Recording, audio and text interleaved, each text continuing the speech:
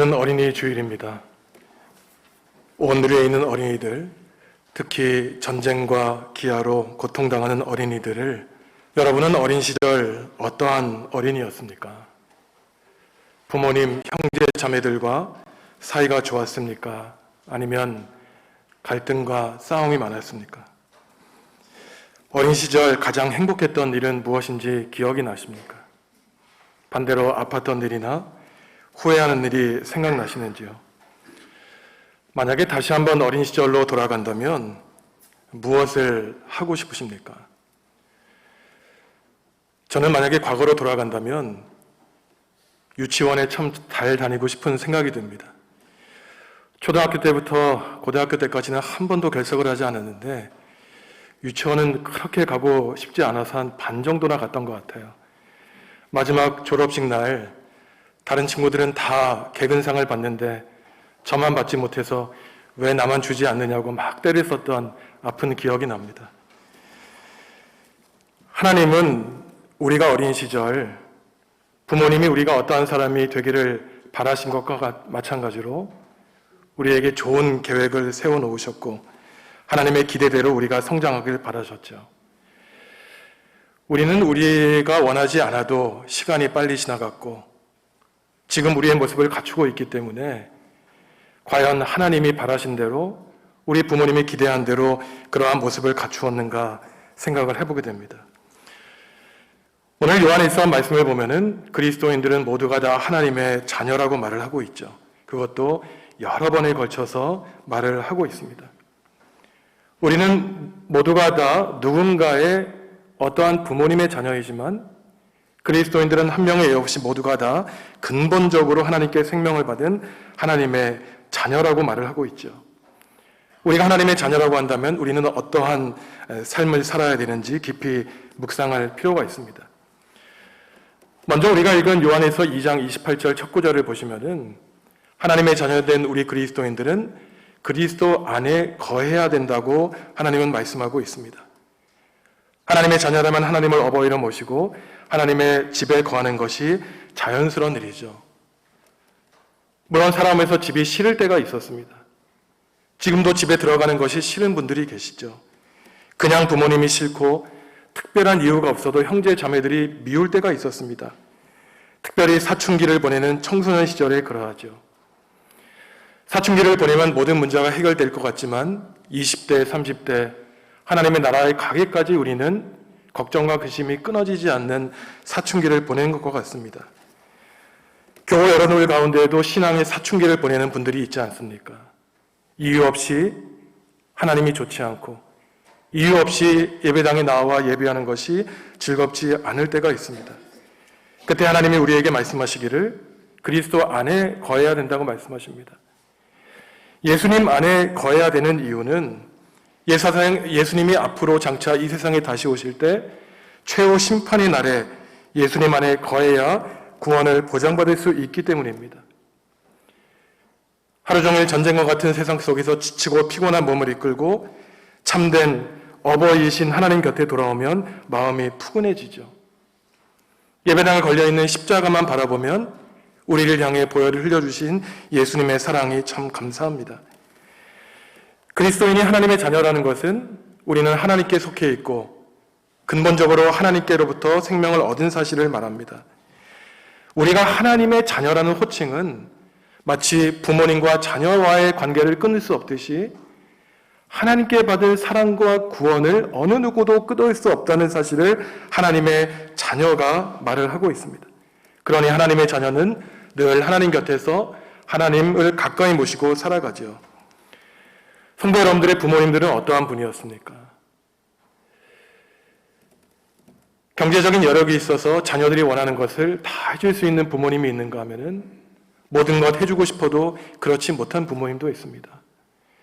평생을 건강하게 사시다 돌아가신 부모님도 계신가 하면은 평생을 짊어지고 병 가운데 살아가신 그러한 부모님도 계시죠. 우리의 부모님이 어떠한 분이셨는가 상관없이 우리의 삶이 아무리 힘들고 어려워도 우리는 소망 가운데 살아갈 수 있는 것은 우리에게 생명을 주신 분은 다름 아닌 하나님이란 사실을 우리는 알고 있기 때문입니다. 그러니 우리가 아무리 연약하고 좋지 않은 조건 속에서 살아갈지라도 하나님이 우리의 아버지가 되시기 때문에 우리는 참고 견디며 인내하여 승리할 수 있는 것이죠. 하나님의 자녀인 우리의 구체적인 삶의 모습은 과연 어떠해야 됩니까? 하나님이 우리의 아버지라는 자의식, 우리가 하나님의 자녀라는 자의식을 가지고 살아가니 그리스도인들은 자존감을 가지고 당당하게 살아갑니다. 하지만 당당하게 살아간다고 해서 그는 교만하게 살아가지 않습니다. 동시에 온유하고 따뜻하며 부드럽게 살아가죠. 왜냐하면 우리는 하나님께 사랑을 받는다는 사실을 잘 알고 있기 때문입니다. 우리가 가시를 돋치고 공격적인 이유는 사랑받지 않고 인정받지 못한다는 사실 때문이죠. 우리의 존재의 이유, 존재의 가치는 지식이 많거나 재산이 많거나 사회적인 지위가 높다는 등 세상의 기준과 잣대에 있는 것이 아닙니다. 우리의 삶에 이유가 있고 존재의 가치가 있다면 그것은 단 한 가지 사실, 우리를 사랑해 주시는 분은 바로 하나님이시라는 사실이기 때문이에요. 내가 나 자신을 인정하지 않고 내가 건강하지 않고 가진 것이 없어도 바로 그러한 우리를 위해 예수님이 십자가를 지셨다는 그 한 가지 사실에 우리 존재의 목적과 가치가 있는 것이죠. 요한 1서가 말하기를 하나님이 우리를 얼마나 사랑하시는지 우리가 예상하는 것보다 훨씬 더 우리를 사랑하신다고 말씀하고 있습니다. 3장 1절 말씀 함께 읽습니다. 보라, 아버지께서 어떠한 사랑을 우리에게 베푸사 하나님의 자녀라 일컬음을 받게 하셨는가. 우리가 그러하도다. 그러므로 세상이 우리를 알지 못함은 그를 알지 못함이라. 아멘. 하나님이 우리를 자녀 삼기 위해서 독생자 예수 그리스도를 십자가에 매달려 돌아가시게 할 정도로 우리를 사랑하셨다는 것입니다. 계속해서 말하기를 세상이 우리를 알아주지 못해도, 세상이 우리를 인정하지 않아도 슬퍼할 필요가 없는 것은 세상은 하나님을 알지 못하기 때문이라는 것이에요. 자녀를 키우면서 자녀가 실수를 하거나 잘못을 저지르면 부모님들이 자주 하는 말이 있죠. 너 커서 뭐 되려고 그러니? 무엇이 되긴 무엇이 되겠습니까? 부모님이 자녀를 낳고 부모가 자녀를 그렇게 키웠으니 부모님처럼 되겠죠. 하나님이라면 너 커서 뭐 될리 그렇게 말씀하지 않으실 것입니다. 우리가 실수하고 잘못할 때 하나님이 우리에게 생명 주셨고 하나님이 우리에게 세상을 보내주셨으니 우리가 쓰러지고 넘어질 때 우리가 빗나가는 것을 보시며 먼저 하나님은 마음 아파하실 것입니다. 상실하지 않고 잘못한 자녀에게도 1차적인 책임이 있지만 자식을 그렇게 키우고 우리의 자녀들을 제대로 키우지 않은 우리 교사들, 교회 지도자들에게도 문제가 있는 것이죠. 말을 하지 않지만 자녀들은 평소에 부모님들의 말과 행동을 자연스럽게 보고 담게 되어 있는 것입니다. 오늘 3장 2절에서 요한 서신도 그렇게 말을 하고 있죠. 우리 가운데 어느 누구도 장차 어떠한 사람이 될지 아무도 모른다는 것입니다. 하지만 분명히 알 수 있는 것은 결국 우리는 지금 하나님의 자녀이고 그리스도 안에 거하기 때문에 앞으로 우리가 그리스도 예수를 닮을 것이라고 확신하며 말을 하고 있는 것이죠. 우리가 하나님의 자녀라면 하나님의 성품을 담는 것이 너무나 당연합니다. 예수님이 우리의 스승이면 제자된 우리들은 예수님을 닮아가는 것이 너무나 마땅한 일이죠. 그러니 우리의 삶은 오늘 하루의 삶, 지금 이 시간의 삶도 우리의 인생 가운데 영원한 우주적인 시간 가운데 예수 그리스도를 닮아가는 과정에 있습니다. 코로나로 3년째 어려운 시간을 보내고 있는데 성도 여러분들, 하나님이 여러분들 보시기에 얼마나 대견하게 생각하시겠습니까? 힘든 가운데 하나님 앞에 나와 하나님을 예배하는 가운데 하나님을 만나고 하나님을 찬양하며 하나님의 말씀을 듣는 가운데 우리도 모르는 사이에 하나님을 닮아가는 것이죠. 그러니 오늘 요한일서가 말하기를 예수 그리스도께서 깨끗하신 것처럼 우리도 깨끗한 삶을 살게 된다고 말씀하고 있습니다. 3장 3절 말씀 함께 읽습니다. 주를 향하여 이 소망을 가진 자마다 그의 깨끗하심과 같이 자기를 깨끗하게 하느니라. 아멘. 지금까지 살아온 우리의 인생을 보면은 우리의 삶에 많은 생채기가 났죠. 많은 아픔과 시련을 겪었습니다. 하지만 그 모든 시련 잘 참고 이겨내니 결국에는 우리의 묵어졌던 그 얼룩 다 지워지고 주님이 깨끗하신 것처럼 우리도 깨끗해졌다는 것이에요. 우리가 깨끗한 삶을 산다는 것은 우리가 거룩한 삶을 살아야 된다는 강박관념으로 사는 것이 아닙니다. 그저 예수님, 주님 사랑합니다. 주님 감사합니다. 주님 한 분 마음에 품고 살아가니 나도 모르는 사이에 그분을 닮아가게 됐다는 것이에요. 좋은 행위가 구원을 나누는 것이 아니죠. 그저 예수님만 생각하며 주님의 이름을 부르고 살아가니 우리의 삶에 자연스러운 아름다운 선한 행위를 낳게 되었다는 것이죠. 사랑하는 사람이 서로 닮아가는 것과 같습니다. 그러니 하나님을 우리의 구주로 모시고 예수님을 우리의 스승으로 모시고 깨끗한 삶을 살아가니 자연스럽게 죄와 멀어지게 됩니다. 오늘 요한일서의 말씀은 그리스도인이 짓는 죄에 대해서 참 이해하지 못할 말을 하고 있습니다. 9절 말씀 함께 읽습니다. 하나님께로부터 난 자마다 죄를 짓지 아니하나니 이는 하나님의 씨가 그의 속에 거하며 그도 범죄하지 못하는 것은 하나님께로부터 났습니다. 아멘. 우리에 대해서 두 번이나 걸쳐 하나님께로부터 난 사람이라는 거예요. 근데 그 다음 구절이 잘 저는 이해가 되지 않습니다. 하나님께로서 난 사람은 죄를 짓지 않고 더 나아가 죄를 짓고 싶어도 죄를 지을 수 없다는 것이에요. 참 이해하기 힘든 말입니다. 아무리 우리가 하나님을 잘 믿고 살아도 우리는 몸과 마음으로 온갖 종류의 죄를 짓고 살아가죠. 하나님께로 난 사람들이 죄를 짓지 않고 죄를 지을 수 없다는 것은 오해의 소지가 있습니다. 왜냐하면 우리는 하나님의 형상을 따라 고귀하게 지음받았지만 원죄와 자범죄를 짓고 살아가는 죄인이라고 하나님은 동시에 말씀하시기 때문이에요. 원죄라는 것은 우리의 마음이 연약하여 원하지 않지만 죄를 지을 수밖에 없는 죄인된 현실을 말합니다. 자범죄는 스스로 짓는 죄를 말하는 것으로 고의적으로 의식적으로 나의 삶을 나의 유익을 위하여 다른 사람에게까지 피해를 끼치며 짓는 죄를 자범죄라고 말하는 것이죠. 원죄와 자범죄가 말하는 것은 우리의 실존은 너무나 연약해서 그에 비해 우리의 죄의 세력은 너무나 강해서 우리가 고치고 싶은 고질적인 습관도 고치기 어려운 죄의 삶의 반경 가운데 살아가는 것이 우리 인생이라는 것을 말하는 것입니다.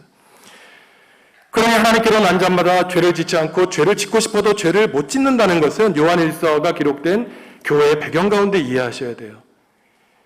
요한일서가 기록된 당시의 교회는 적그리스도가 교회를 굉장히 혼란스럽게 만든 상황이었습니다.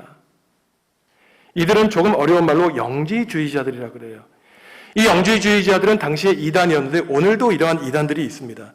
이들이 주장했던 것은 무엇이냐면은 예수님이 이 땅에 오실 때 몸을 입고 오지 않으셨다는 거예요. 우리가 보는 눈은 가짜 몸이라는 것입니다. 그럼 예수님은 어떠한 분이신가? 온전히 영적인 분이셨다는 것이에요. 예수님은 영적인 분이시고 썩어 없어질 육을 입고 오지 않으셨기 때문에 예수님은 십자가에서 고통을 당하지 않으셨다고 잘못된 사상을 전한 사람들이 이 이단 영지주의자들이었습니다. 그러니 이들은 역설적으로 어떠한 죄를 짓고 살았냐면은 인간이 중요한 것은 영적인 삶이기 때문에 썩어 없어질 몸에 어떠한 것을 해도 문제가 없다고 주장을 했어요. 그러니 역설적으로 쾌락주의자들이 나타나게 되었습니다. 하나님께로부터 난 사람이 죄를 짓지 않고 죄를 짓고 싶어도 죄를 지을 수 없다는 것은 바로 이들을 공격하기 위한 것이었어요. 거짓말하지 말라는 것입니다. 핑계대지 말라는 것이죠.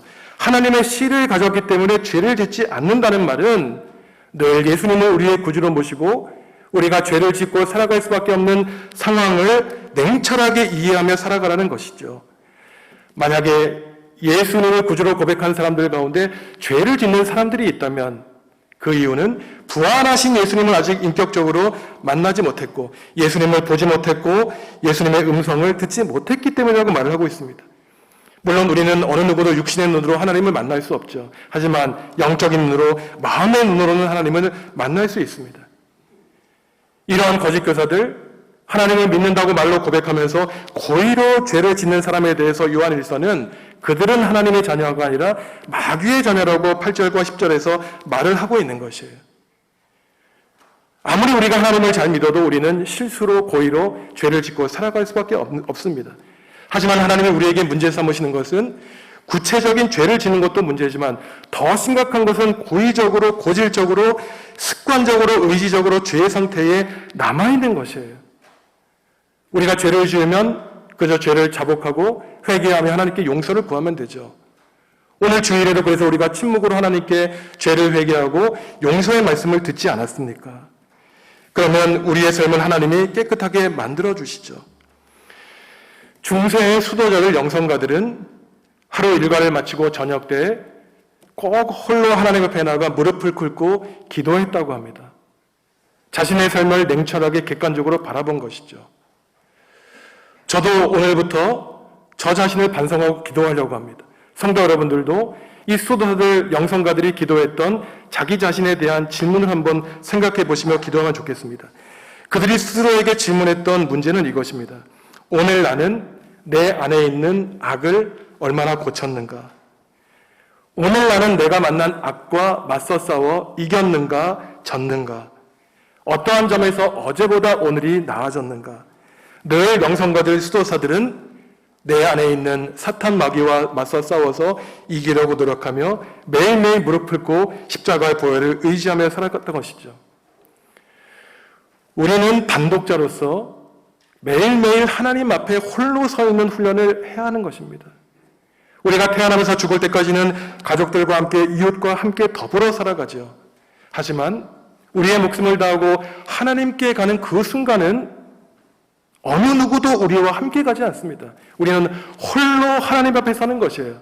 그러니 이 세상을 살아가면서 홀로 단독자로서 하나님 앞에 기도하며 서가는 훈련한 사람들은 이 세상을 떠나는 그 순간에도 담대하게 하나님 앞에 나아가 하나님, 제가 수많은 죄를 짓고 살았지만 늘 하나님을 의지하고 살았습니다.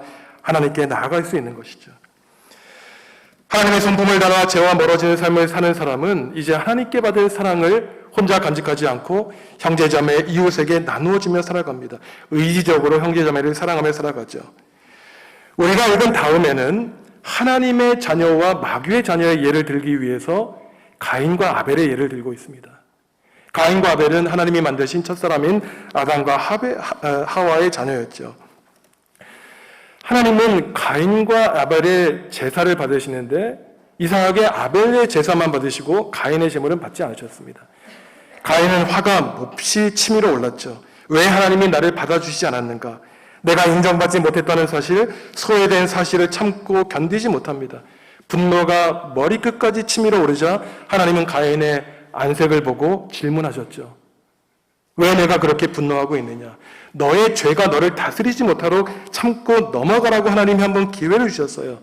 하지만 가인은 흥분을 가라앉히지 못하고 동생을 들판으로 데려가 죽이고만 인간 세상에서 첫 번째 살인자라는 오명을 갖게 됩니다. 가인은 하나님의 자녀가 아니라 마귀의 자녀로 살아가게 되었죠.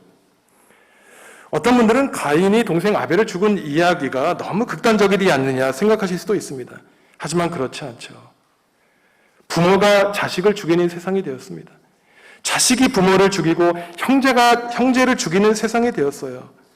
이웃을 죽일 정도로 미워하게 된 인간의 악한 본성을 성경은 고발하고 있는 것입니다. 예수님이 말씀하셨죠. 사람의 몸을 죽이는 사람만이 살인자가 아니다. 형제를 마음으로 미워하는 사람이 살인자라고 말씀하셨고 오늘 요한일서도 예수님의 가르친 대로 똑같이 우리에게 말씀하고 있습니다. 15절, 16절 말씀 한 목소리로 읽습니다.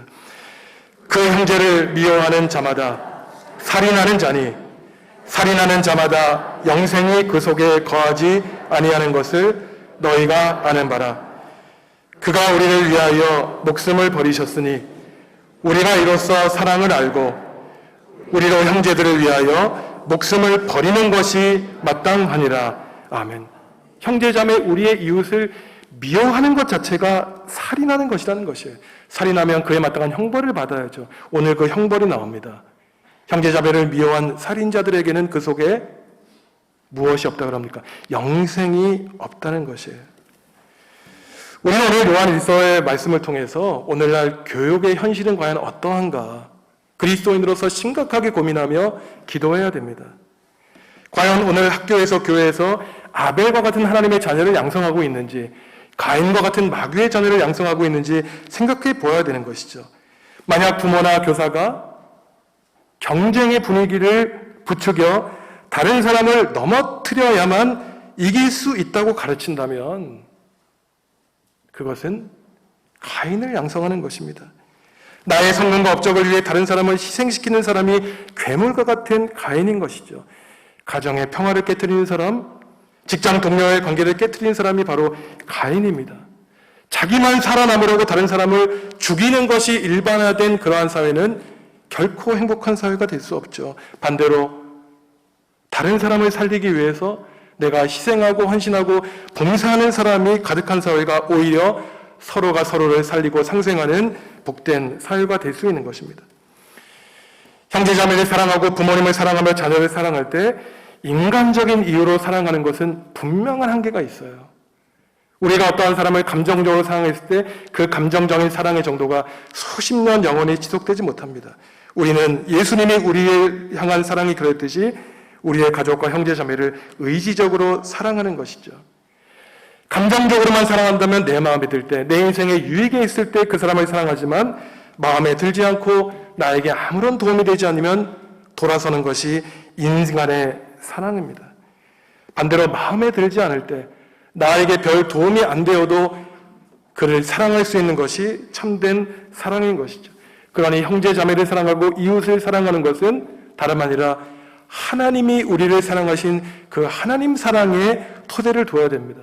16절에서 우리가 함께 읽었지만 그가 우리를 위하여 목숨을 버리셨으니 그 예수님의 사랑처럼 형제자매와 이웃을 사랑하는 것이 마땅하다고 말씀하고 있죠. 예수님이 우리를 왜 사랑하셨을까요? 우리가 예수님을 위하여 대단한 일을 했기 때문에 우리를 사랑하시겠습니까? 성경은 그렇게 말하지 않습니다. 반대로 우리가 죄인이기 때문에, 연약하기 때문에 예수님은 우리를 불쌍히 여겨주시고 우리를 대신하여 십자가의 보혈을 흘려주신 분이 바로 우리가 믿는 예수님이죠. 세상에는 하나님을 믿지 않지만 선한 일을 행하고 살아가는 사람들이 있습니다. 반대로 하나님을 믿는다고 고백하지만 세상 사람보다 더 악하게 사는 사람들도 있죠. 그러니 우리가 하나님의 자녀라면, 하나님을 믿는 사람이라면 세상에서 좋은 일을 하는 세상 사람만큼, 아니 그 이상 착하고 선하게 살아야 됩니다.